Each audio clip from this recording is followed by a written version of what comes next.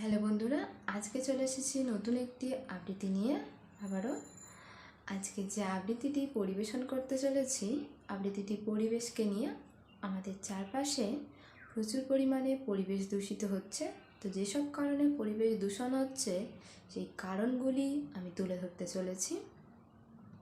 আবৃত্তিটির নাম পরিবেশ সচেতনতা। এটি ত্রিপুরার দৈনালী পত্রিকাতে প্রকাশিত হয়েছে। আবৃত্তিটি আমার নিজের লেখা। তোমরা কেন গাছ কেটে করছো শহর পত্তন? পড়ছে ঢাকা চাষের জমি, করছে গরিব ক্রন্দন। কলকারখানার দূষিত জল ফেলছে নদীর জলেতে। শুধু কি তাই, মরছে মাছ, মরছে মানুষ, এমন কত জীবাণুতে। মুক্ত হাওয়ায় হয়েছে ধোঁয়া, বাড়ছে কত উষ্ণায়ন, সঙ্গে আছে পলিথিনও।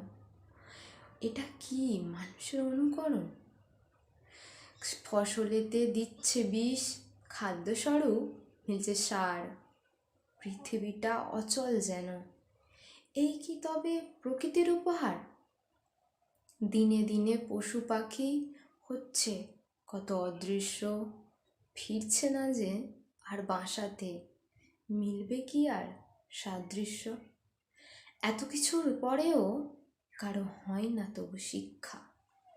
তবুও বলি, গাছ কেটো না, একটু করো রক্ষা। দূষণ যদি বন্ধ করে প্রাণ ভরে নাও শ্বাস, বাঁচবে মোদের অনেক সাথী, আর মিলবে বিশ্বাস। গাছ কেটো না, দূষণ হবে, করতে হবে রোধ। গাছ কাটার বদলে তোমরা গাছ বসিয়ে করো না ঋণ শোধ। নমস্কার।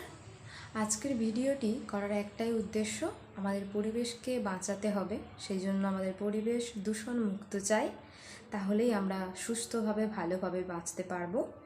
এই কারণেই আমার ভিডিওটি করা। আজকের ভিডিওটি যদি ভালো লেগে থাকে তাহলে অবশ্যই লাইক, শেয়ার, কমেন্ট করে জানাবেন। যদি আপনি আমার চ্যানেলে নতুন হয়ে থাকেন সাবস্ক্রাইব করবেন। ধন্যবাদ সবাইকে।